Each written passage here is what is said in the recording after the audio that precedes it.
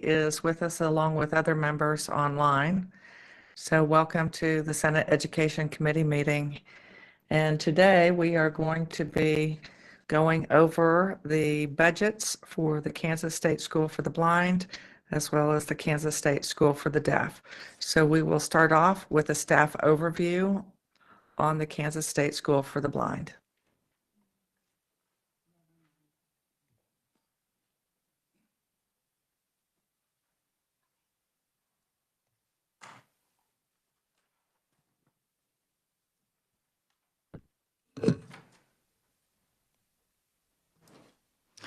All right, hello, I am Amanda Prosser. I am with Legislative Research. I'll be presenting both overviews today. First on the agenda is Kansas State School for the Blind. Behind me, I hope you recognize, there he is, John Harding, the superintendent from the school. We also have John Martello with us today. He's the Chief Operating Officer. He's great for questions related to the capital improvements. In front of you, it's the standard document that KLRD puts together. We're going to flip ahead to really start on page 6. So hopefully you're looking at the fiscal 2024 analysis table. At the top of the page, you will see that during the 2023 legislative session, the school was approved for $11.1 million in expenditures. This includes items this committee heard last session, including funding for the school resource officers. It includes additional funds to support the On the Road extended school year program. It also includes the governor's recommendation for contracted housekeeping services, and then about $2.3 million in state institution building fund for capital improvement projects. Moving to the middle of this table, you can see the agency's revised estimate. This occurred last fall when the agency submitted their budget request to the governor's office. At that time, they submitted a revised estimate of $13.3 million for their budget in 2024, including just under $7 million for SGF. This total includes an adjustment for the infamous pay plan shortfall. That would be line 2. And moving on down the table, you can see that their 2024 revised estimate includes a few other edits. Item 3 is showing $710,000 in estimated expenditures. That's a part of the $1.1 million the school received in 2023 for the Spark Efficiency and Modernization Grants. This was just a timing error. The school was awarded these funds after budget submissions last session. Item 4 in the table is noting the $1.5 million expenditure and 7 FTE for the Family Infant Toddler Program with KDHE. You might recall the school was before this committee last year requesting these funds to expand the Family Infant Toddler Program, which provides services to birth to age 3 children who are blind or low vision. Ultimately, last session, with the governor's recommendation, it was funded through Kansas Department of Health and Environment. This is because KDHE is the lead agency on the Tiny K Alliance, which is that network of programs to assist families with young children who have special needs. And my understanding is that to avoid duplication of services and to ensure collaboration between Tiny K Alliance and School for the Blind, the governor's budget included the item within KDHE's budget. So, while there's an SGF appropriation to KDHE, that money is later deposited into the general fees fund for School for the Blind, who runs the program, and thus it shows up in this table as an all funds or all other funds expenditure. I'm told the school has been able to hire teachers across the state to help implement this program. They've got the teachers in Lindsborg, La Crosse, Arc City, McLeod, Franklin, and Kansas City. Lastly, item 5 is just a catch-all for some smaller expenditures, mostly federal funds, and then a decrease FTE. That's because those school resource officers, one of them was contracted to cover the night shift. And then in line 6, you can see the governor's recommendation has no changes for fiscal year 2024. Happy to stand for questions for 2024, or I can move on to 2025.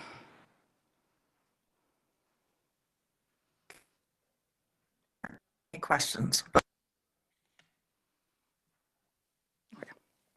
Okay.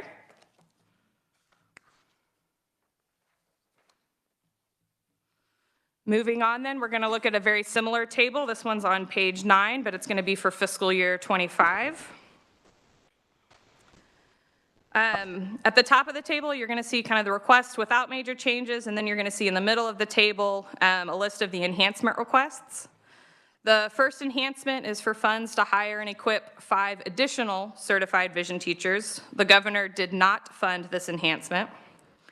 Second in the table, the agency requested $300,000 for startup costs to transition their current preschool program into an inclusive early childhood program for children ages 3 to 5.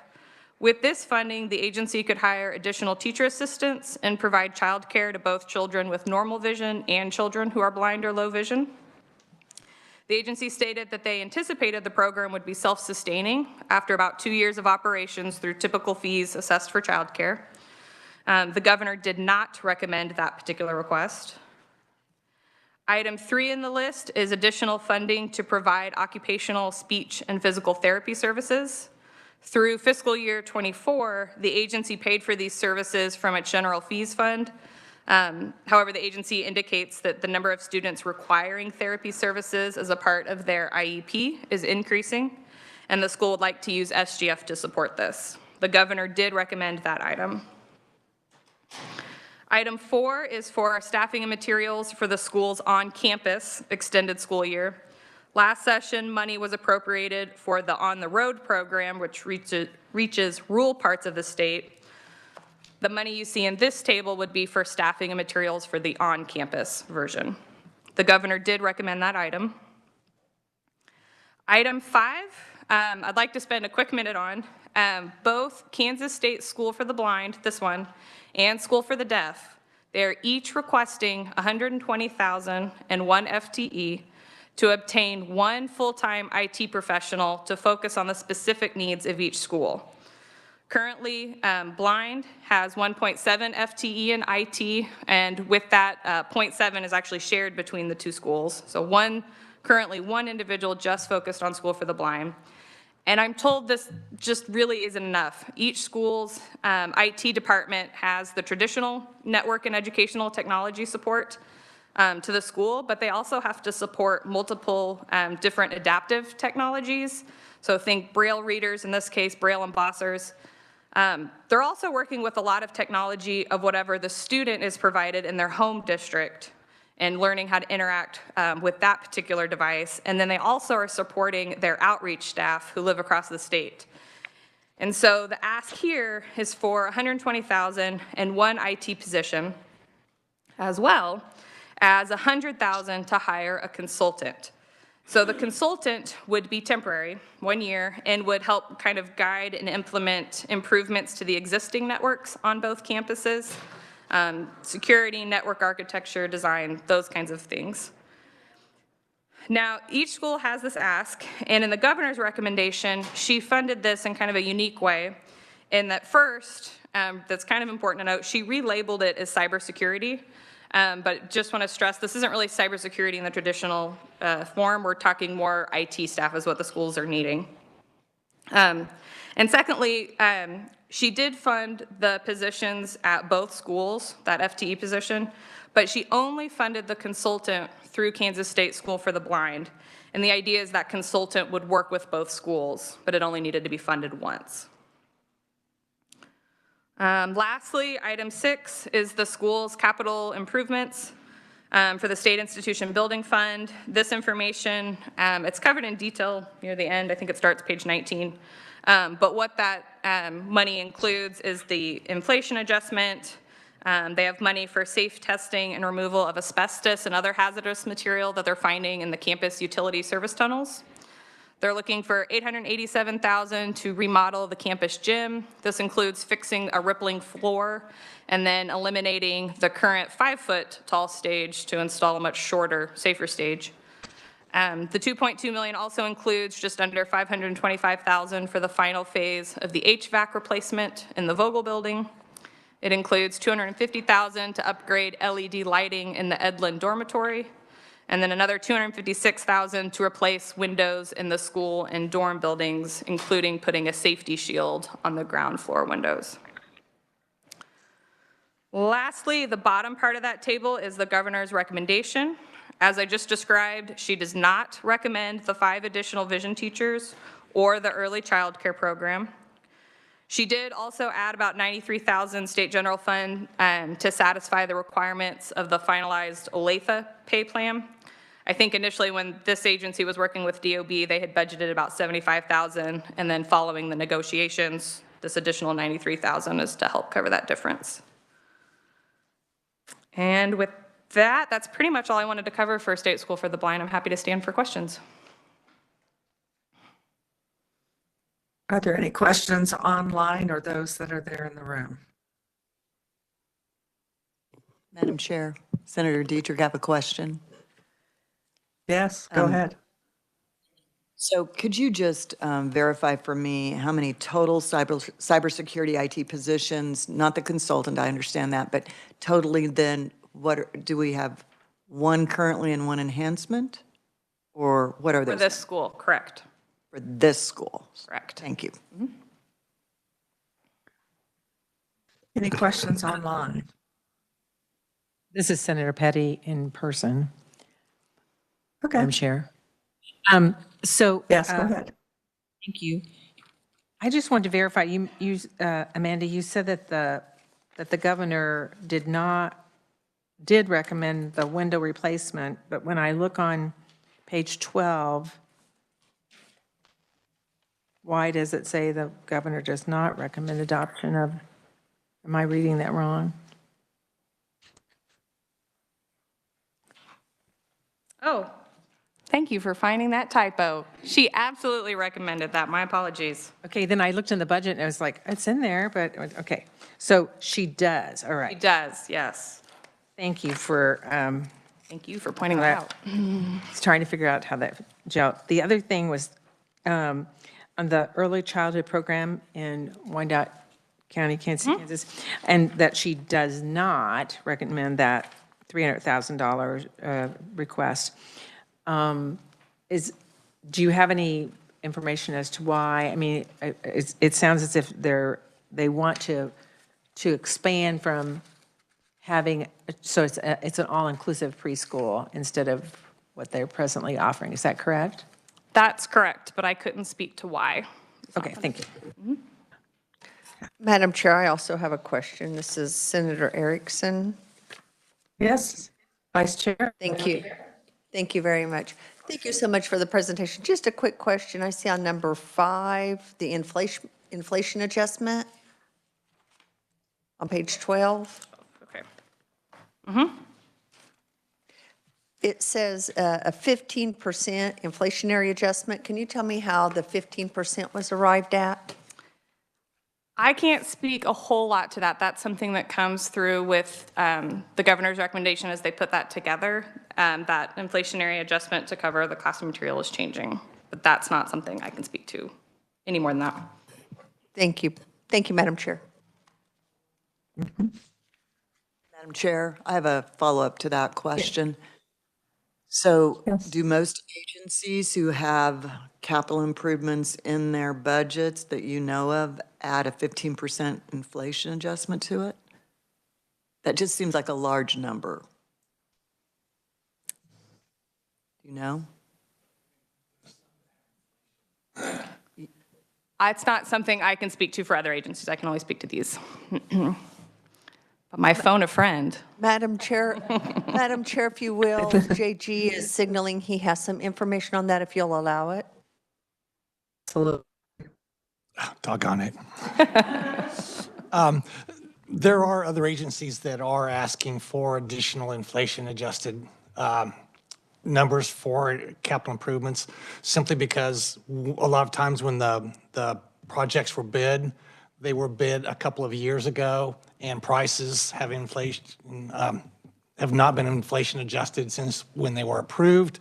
So frequently there's a year or two worth of construction inflation, which had been much higher than the regular inflation as well. So that's some of the reasons why some agencies have seen it. Not all of them have these type of increases. Thank you. And might I ask, I think my question is 15% reasonable for what we've seen in the past or in budgets that have been submitted? Don't, no, not for sure. Okay, thank you, thank you. Any additional questions? So at the time, Superintendent Harding, would you like to come forward and give a little insight? Could you address particularly the early child care program that was denied? But tell us a little bit about what would happen that would be different with it being an inclusive program for early childhood kids.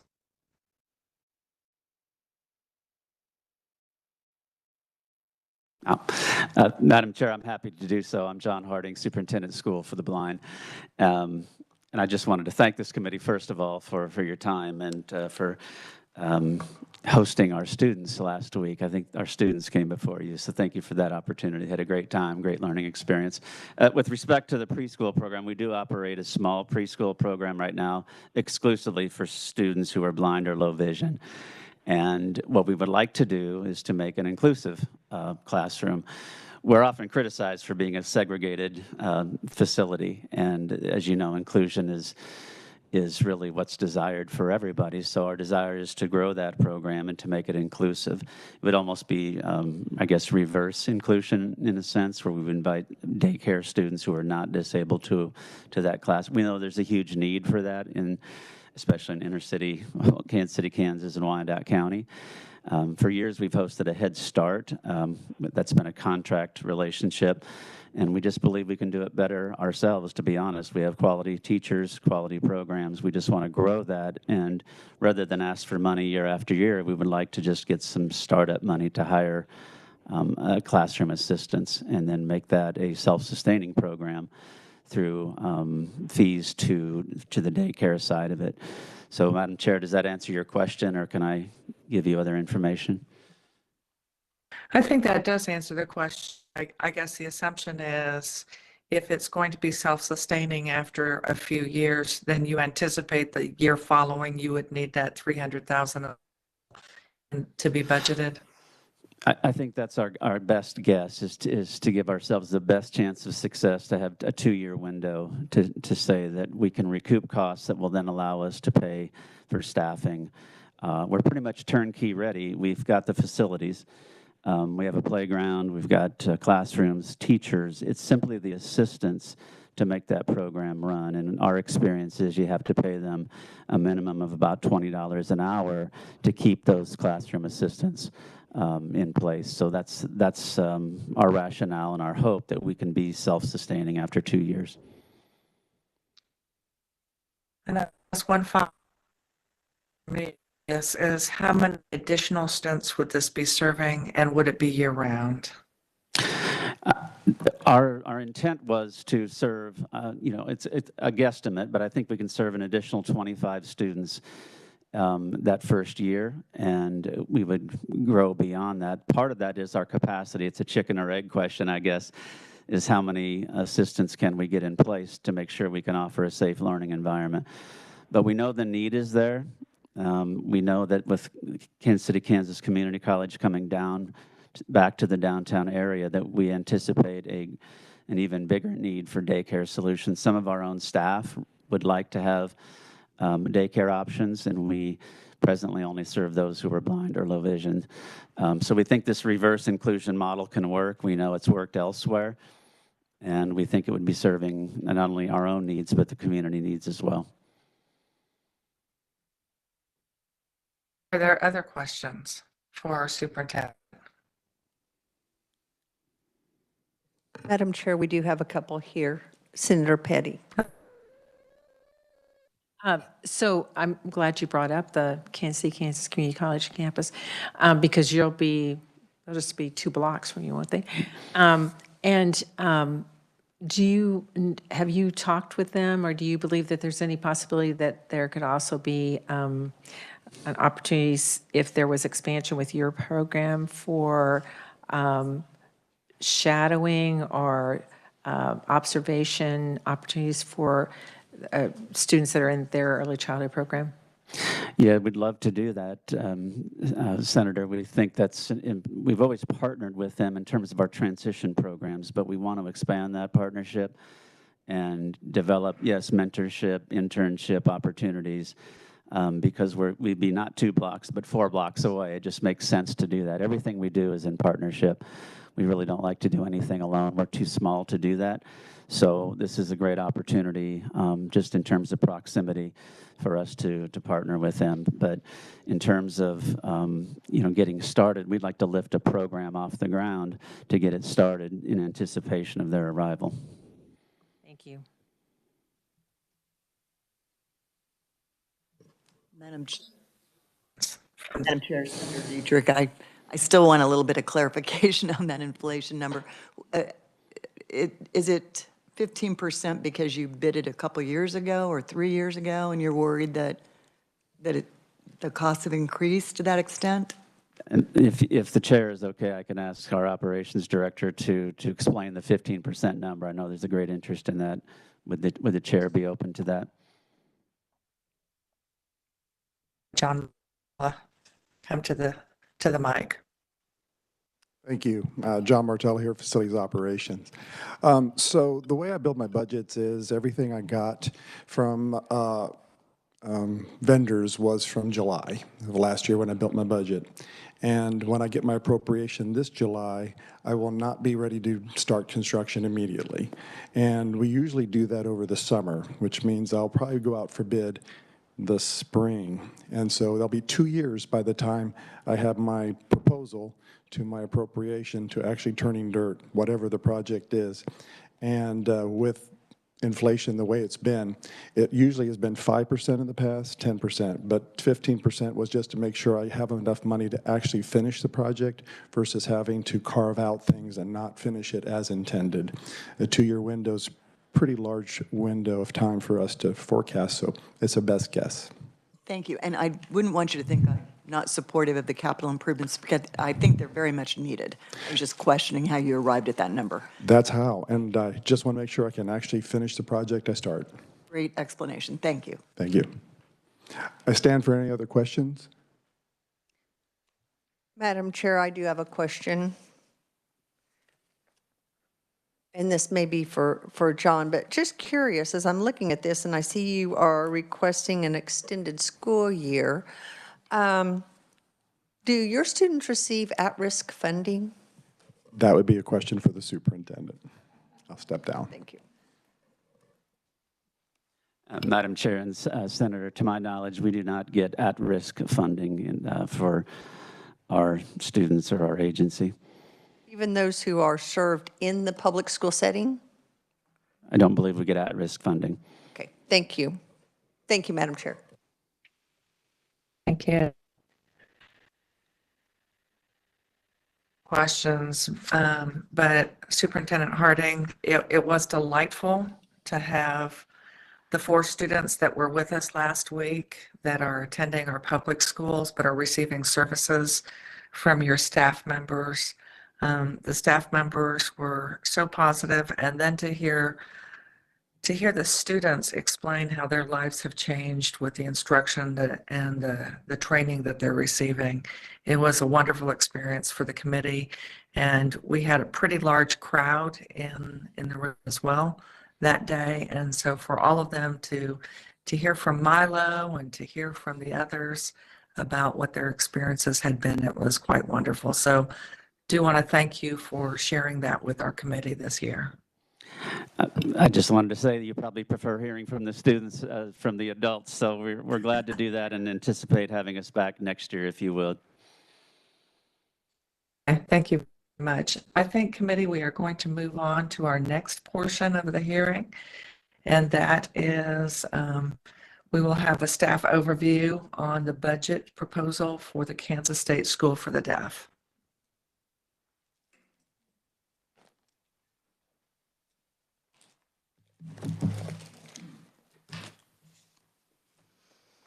Again, Amanda Prosser, Legislative Research, and we are going to cover this school budget the exact same way. So if you want to go ahead and jump ahead to, I think it's page 7, I believe. So again, at the top of the page, you're going to see that last session, the school was approved for $15.4 million in expenditures. This includes items the committee heard last session, the school resource officers, funding to support a parent-to-parent facilitator, funding for a school counselor, and then about $2.4 million state institution building fund for capital improvement projects. Camera surveillance upgrades, emergency mass notification upgrades, some HVAC projects, and remodeling some elementary school classrooms. Moving down the table, just beneath line 4, you can see that this fall, when the agency submitted the budget request to the governor's office, they submitted a revised estimate of $16.2 million, including $11.2 million SGF. The revised estimate includes 2 supplemental requests. One is for just over $38,500 to address the pay plan shortfall. The second, which is item 3 in the list, is a request for $320,000 from the State Institution Building Fund. That SIBF money is for 2 events.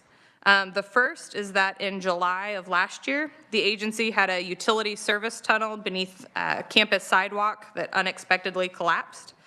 And the second is for funding to address the single elevator located in the Emory Elementary School building. I'm told that the elevator's motor room was destroyed by water leaking from the HVAC equipment that was above the room. As I understand it, the agency is working to repipe the drains away from the room, install water sensors, and then they're also building a new interior code-compliant, watertight structure to house the new motor equipment. I would point out that earlier this year, the agency did present their 5-year capital improvement plan to Joint Committee on State Building Construction, and the committee did recommend accepting the agency's request, supplemental request. At the bottom of the table, you can see the governor concurred with the agency's revised estimate. She also added in $1.1 million federal ARPA funds, again, efficiency and modernization grants. The agency was awarded in '23 and was inadvertently left out of their revised estimate. So that brings the total for the governor's recommendation to $17.3 million all funds, including $11.2 million SGF for 2024. With that, I'm happy to stand for any questions for 24. Committee there in the committee room or online.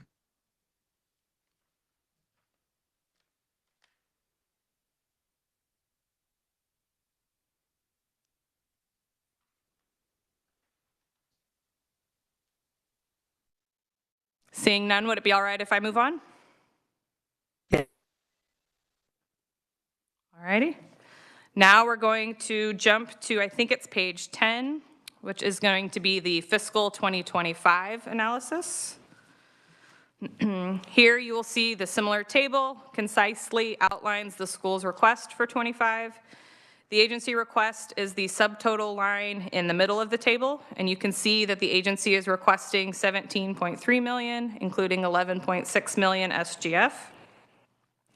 The request includes just under $2 million from the State Institution Building Fund for capital improvement projects and $220,000 SGF for the cybersecurity enhancements.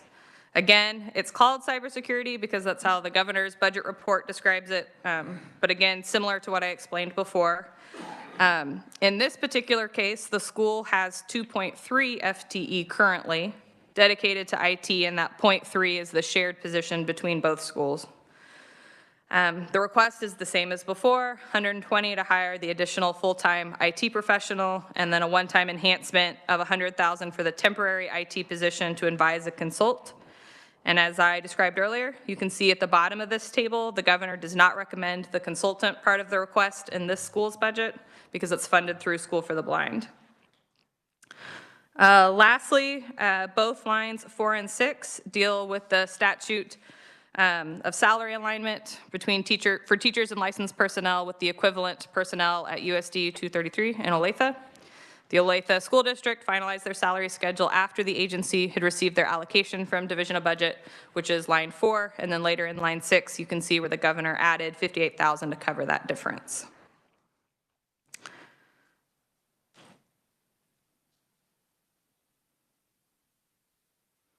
Last thing I'd like to cover is on page 18, I think. I'm hoping. 19. And this is detailing the capital improvement projects that I mentioned earlier. And as I mentioned, so there's 320,000 that is for the, 1 second. Okay. For the collapsed utility tunnel and the elementary school elevator motor room.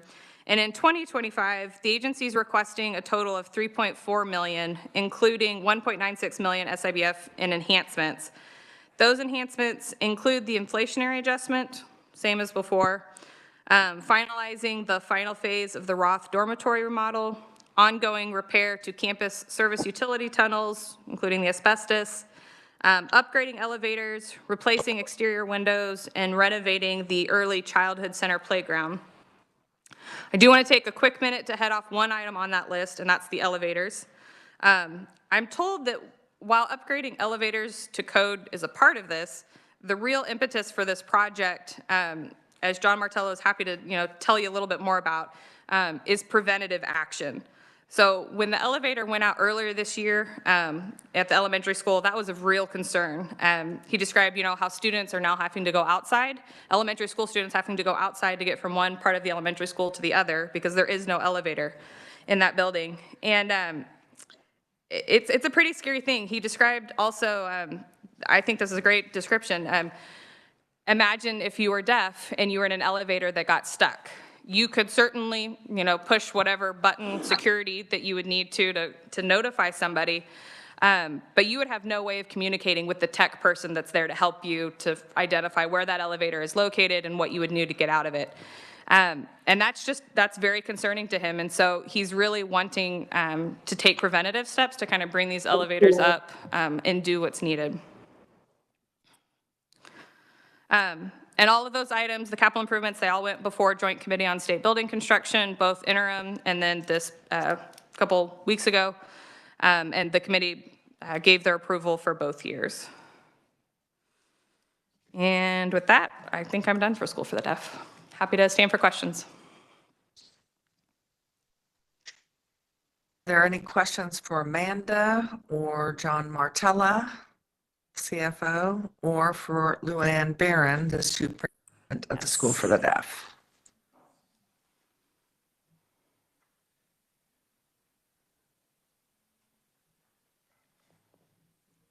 Madam Chair, I don't see any here in the room.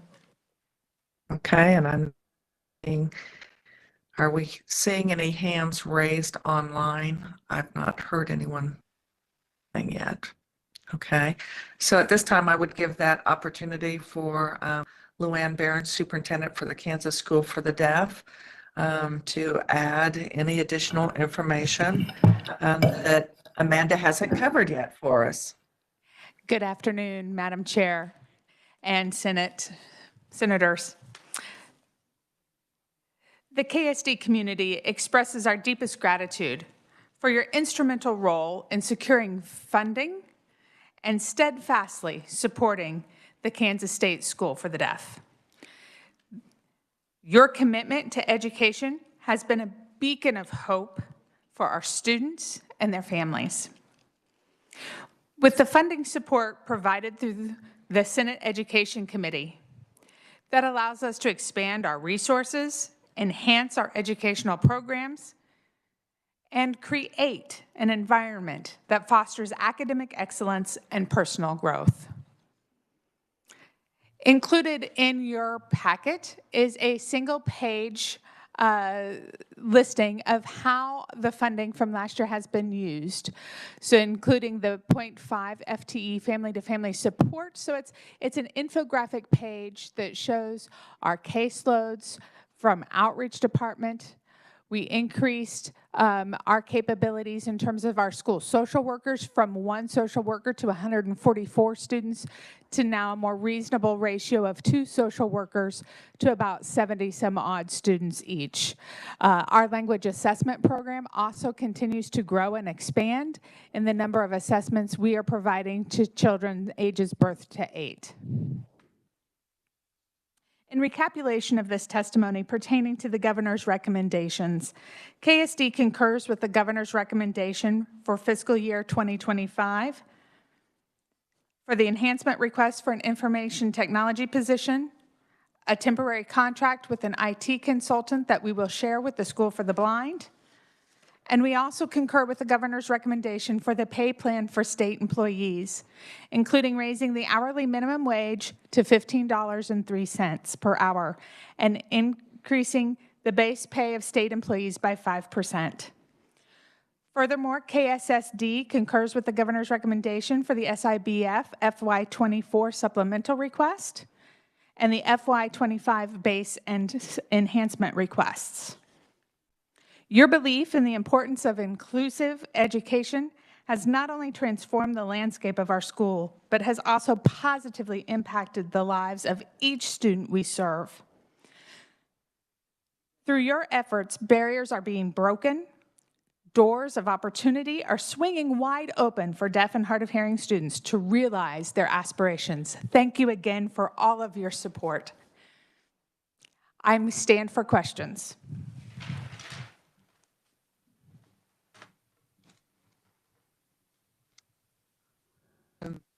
There in the committee or online.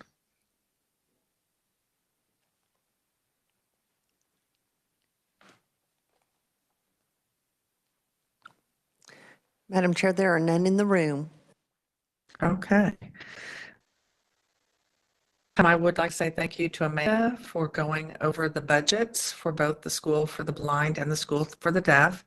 Thank you to our superintendents, John Harding, as well as Luann Barron, for being here. And thank you very much for John Martella for taking the time to be here to answer the additional questions that we have on that 15% buffer.